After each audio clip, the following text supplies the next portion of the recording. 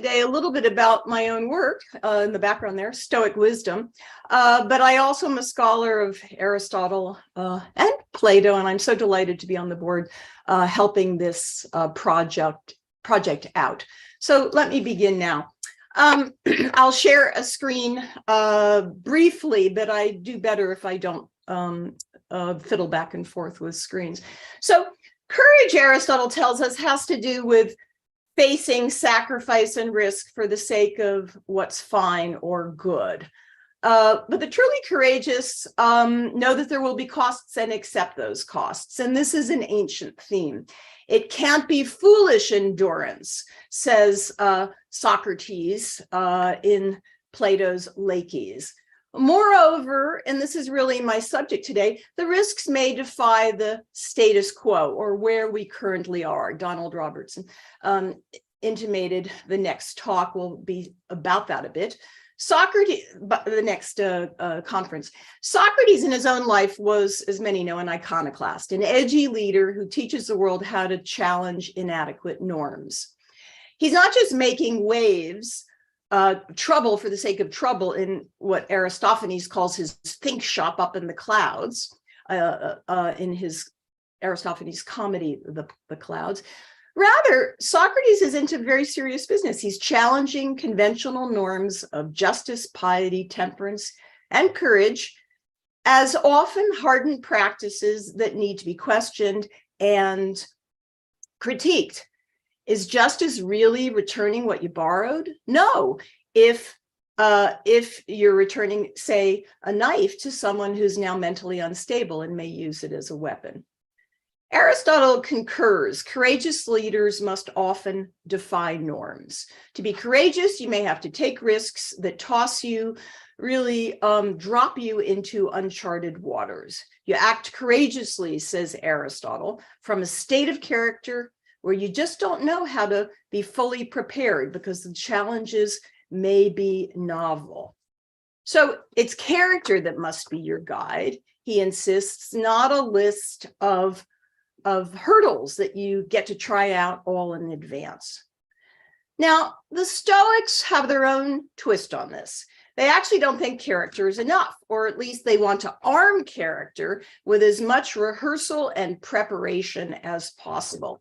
You've got to know the future in some way. Dwell in advance, says Cicero, recapping the view. Prepare, prepare, prepare, or as some of you may know, the idea is pre-rehearse the bads, the losses and wrongdoings and accidents that can unravel you.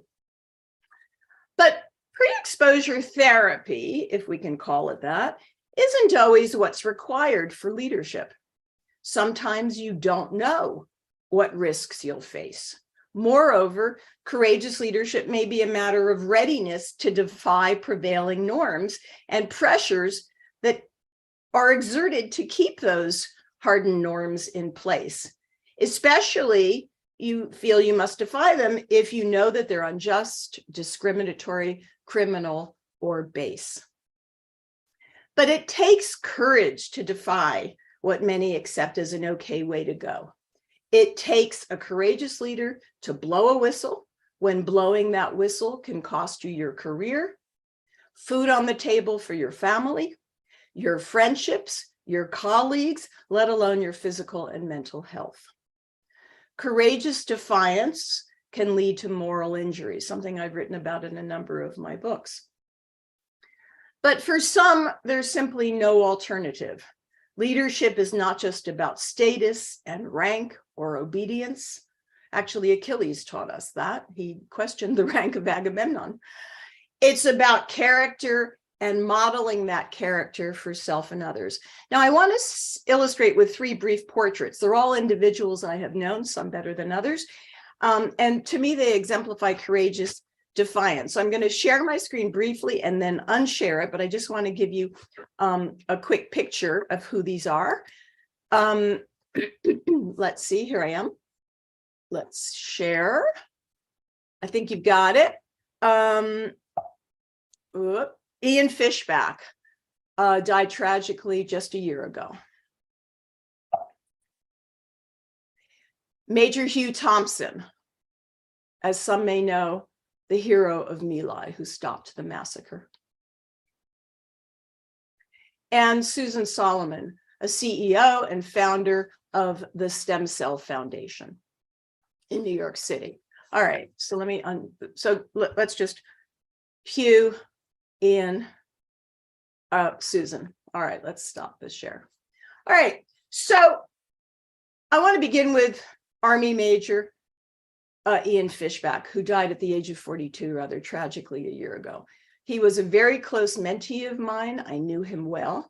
He was a West Point graduate, philosophy teacher at West Point, University of Michigan, PhD, who served 10 years in Iraq and Afghanistan. He was a Green Beret in the Special Forces, but moral combat was his close-in combat. It led, as some may know, to a courageous and eloquent letter sent to a United States Senator, John McCain, documenting the systematic torture of prisoners that Ian witnessed by fellow members of his own battalion, roughly contemporaneous with Abu Ghraib. Ian penned the letter after 17 full months of trying to bring his complaints up the chain of command to higher ranked leaders. Ian was only 26 when he sent a letter to McCain, and 24 when he began to protest torture. He was young and bold as a leader. The whistle he blew ultimately led to a United States amendment almost passed unanimously by the Senate against torture, sponsored by McCain, himself a POW in the Vietnam era who served alongside Jim Stockdale, famous for turning to Stoicism as his salvation. In essence, Ian protested the practices that had become accepted and endorsed by the highest levels of the United States administration, including the president. They were euphemized as enhanced interrogation techniques. They were sleep deprivation, torture, waterboarding, and the like. It didn't matter that the practices blatantly violated Geneva Accords and international rules for the lawful and humane treatment of detainees. They still got the blessing and endorsement of the Bush II administration. Now, courage can have high costs, as Ian himself knew. And this is a letter that he wrote to McCain. It's worth looking up at some point, but I'll read you a bit because its eloquence from a young author dazzles. Do we sacrifice our ideals in order to preserve security? Terrorism inspires fear and suppresses ideals like freedom and individual rights. Overcoming fear posed by terrorist threats is a tremendous test of our courage. Will we confront danger and adversity in order to preserve our ideals? Or will our courage and commitment to individual rights wither at the prospect of sacrifice? My response is simple. If we abandon our ideals in the face of adversity, then those ideals were never ours in possession. This is a letter, bits of which could have been written by an ancient philosopher. The second person is Vietnam-era helicopter pilot Hugh Thompson, also a courageous leader who protested war atrocities. In Thompson's case, unlike Ian's, he took a stand in a split-second moment. There was no time for preparation except a life's preparation in good character and integrity. From his helicopter in March 1968, what he saw unfolding would come to be known as the My Lai massacre. He tried to fight the truth of his eyes testimony, and I know this personally because I interviewed him several times, as he teared, recalling this. Hundreds of dead and wreathing bodies, women, Buddhist monks, children piled high on each other in a ditch. He was baffled. He had just flown over the area a few hours earlier and there was no enemy action. Were his own American GIs killing hundreds of innocents? He had to believe what he saw. And so he landed his helicopter and told his side gunner, if the GIs shoot me, shoot back. A very controversial order. He stopped the massacre. 300 or more were killed and 300 more would have been killed had he not intervened, but not without leaving himself a hunted and haunted man, and one whom the Pentagon generals never really wanted to recognize. For Thompson, there was no other action he could have taken, but what he did, stop his fellow soldiers from killing innocents in a brutal act of vengeance that they were committing. He never rehearsed that defiant intervention, never ever thought about it for a second. What he practiced was integrity. In his case, it required defying practices that had become sanctioned by and encouraged by immoral leaders. The final leader whom for me exemplifies courageous defiance is Susan Solomon, and you saw her picture a moment ago. She's actually a cousin of mine, but I didn't really know her legacy until very recently at her memorial.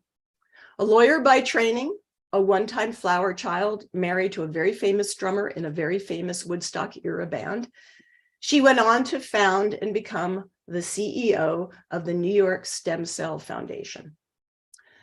Stem cells are unspecialized cells of the human body, able to differentiate into any cell of the organism and then self-renew. So their promise is that they can be used to develop viable, differentiated, and functional healthy cells that can replace disease cells in a body.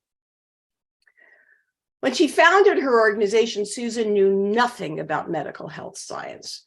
What she knew is that she had to help her son and others like him who suffered from diseases that did not yet have viable treatments. In her son's case, diabetes type 1. To search for a treatment, she had to courageously defy the status quo.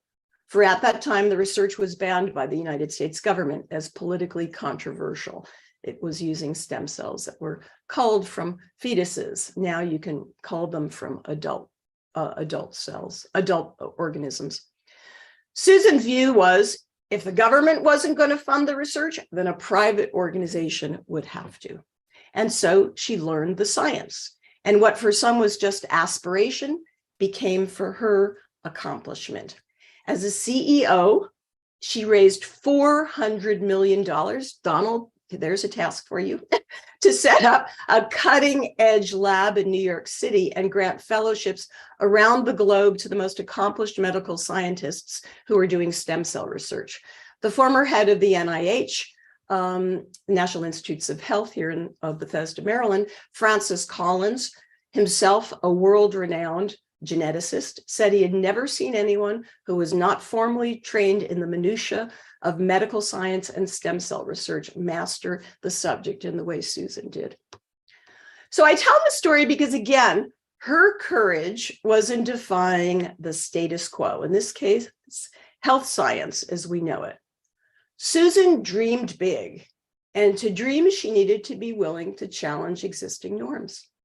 She once said to her young women STEM scientists at leading universities around the world, "What are you waiting for? A prince in shining armor on a white horse? Get yourself your own horse." And so they did in their university labs and at the Stem Cell Foundation, and now in government-backed collaborative research.